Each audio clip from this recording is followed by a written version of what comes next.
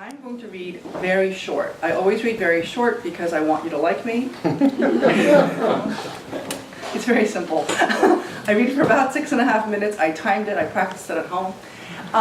This section is actually in 1933, very early on in the book. My main characters, Sanja and her sister-in-law Kyung-hee, learn that Kyung-hee's husband has borrowed a lot of money from gangsters, so they owe a lot of money to Korean money launderers and money lenders and launderers. So here we are. We have Sanja, who's a main character. She's 17 and she's pregnant, and we have her sister-in-law Kyung-hee, who's about 28, and she's not. She doesn't have a child, but she's married to Yosa, who borrowed the money for them. The person who we'll mention briefly is Hansu, and he is a person who gave her this very valuable pocket watch to sell.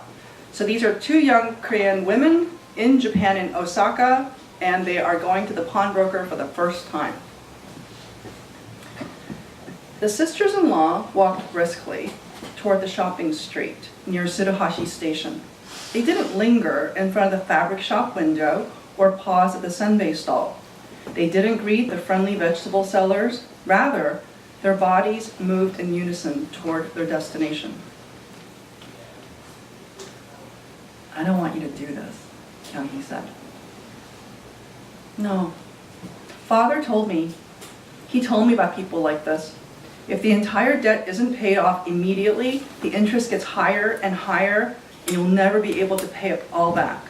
And Father said that you always end up owing so much more than you borrowed. Think about it. How did 120 yen become 213?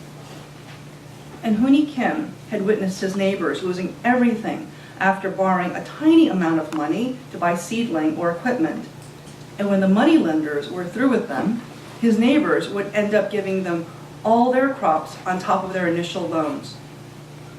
Sanja's father had loathed money lenders and had warned her often about the dangers of debt. If I had known, I would have stopped sending money to our parents," Kyung-hee said.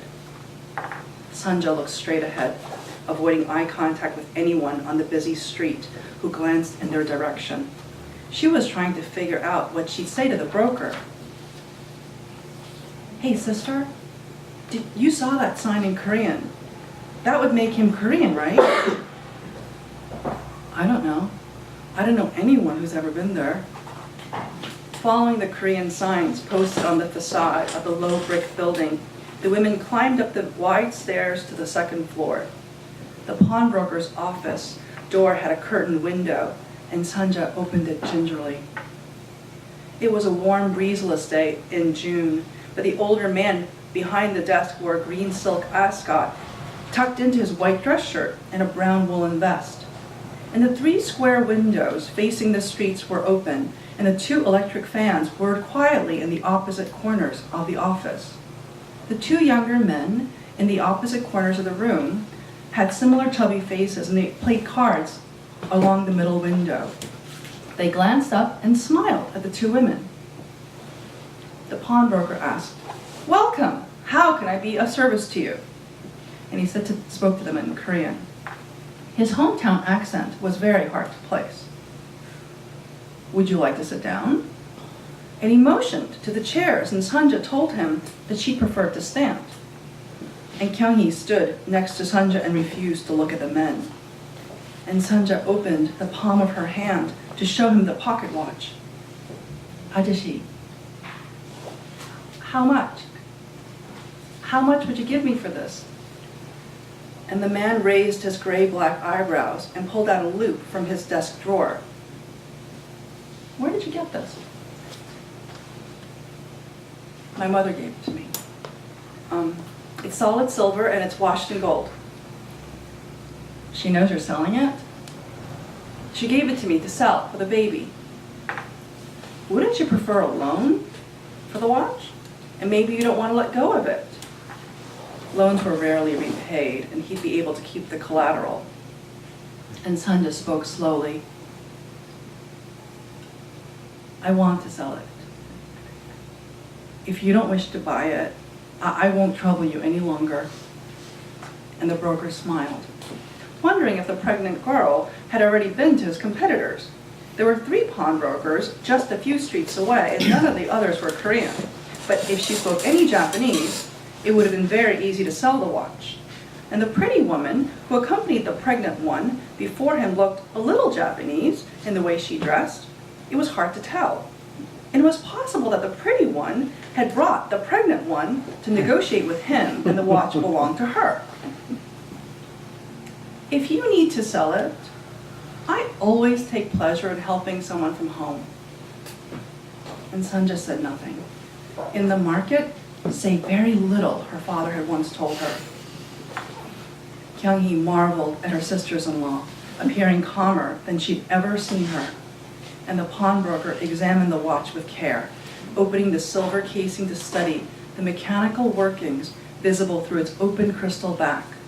It was an extraordinary pocket watch, and impossible to believe that this pregnant girl's mother could have owned such a thing. The watch was maybe a year old and without a scratch, and he turned it face up again and laid it on the green leather blotter on his desk. You know, young men, they prefer wristwatches nowadays.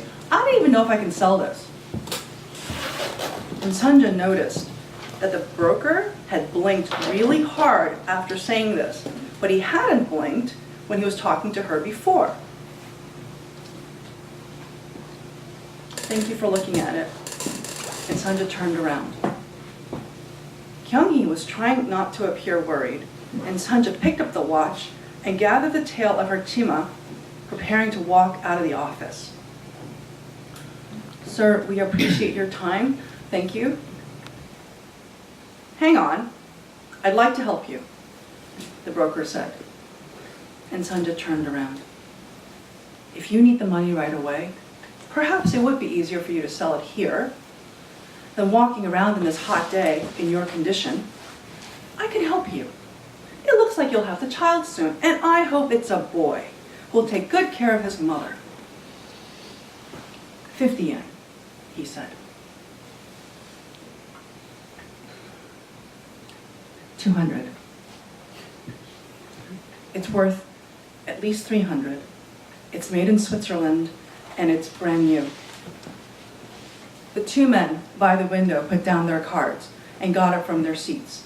They'd never seen a girl talk like this. Well, if you think it's worth so much, why don't you go sell it for a higher price elsewhere? The broker snapped, irritated by her insolence. He couldn't stand women who talked back. And Sunja bit her inner lip. If she sold it to a Japanese pawnbroker, Sunja feared that the broker may alert the police about the watch, and Hansu had told her that the police were involved in nearly all the business transactions. Thank you.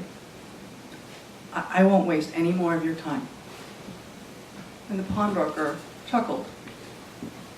Kyung-hee suddenly felt confident of her sister-in-law, who had been so helpless upon her arrival in Osaka that she had to carry her name and address written in Japanese on a card in case she got lost. What did your mother do back at home? The pawnbroker asked. You sound like you're from Busan. And Sunja paused, wondering if she had to answer the question.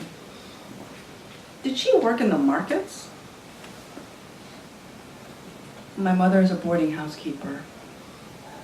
She must be a very clever business person, he said. The broker had figured that her mother must have been a whore, or a merchant of some sort who collaborated with the Japanese government. The watch could have been stolen, and from her speech and her dress, the pregnant girl was not from a wealthy family. Young lady, you're sure that your mother gave this to you to sell? You are aware that I will need your name and address in case there's any trouble.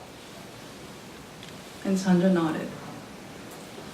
Okay then, 125. 200. And Sunja didn't know if she'd get this amount, but she felt certain that the broker was greedy, and if he was willing to go from 125 from 50, then surely the Japanese brokers would think it was valuable too. And the broker burst out laughing. And the young men who were now standing by the desk They laughed as well, and the younger one said, "You should work here." And the broker folded his arms close to his chest. He wanted the watch, and he knew exactly who would buy it. "Father, you should give the little mother her price, if only because she's so persistent," the younger one said, knowing that his father didn't like to lose a bargain and would need some coaxing. He felt sorry for the girl with the puffy face. She wasn't the usual kind of girl who came up here to sell gold rings whenever she was in trouble. "Does your husband know that you're here?" the pawnbroker's son asked. "Yes," Sunda replied. "Is he a drinker or is he a gambler?" The son had seen desperate women before, and the stories were always the same.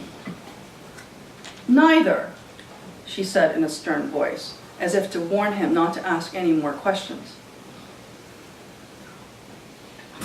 175 yen, the broker said. 200. Sanja could feel the warm, smooth metal in her palm, and Hansu would have held firm to the price. And the broker protested, "How do I know I could sell it?"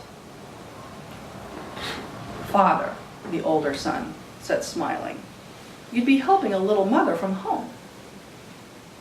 The broker's desk was made of an unfamiliar wood, a rich dark brown color with teardrop-shaped whorls the size of a child's hand. And Sanja counted 3 teardrop whorls on the surface.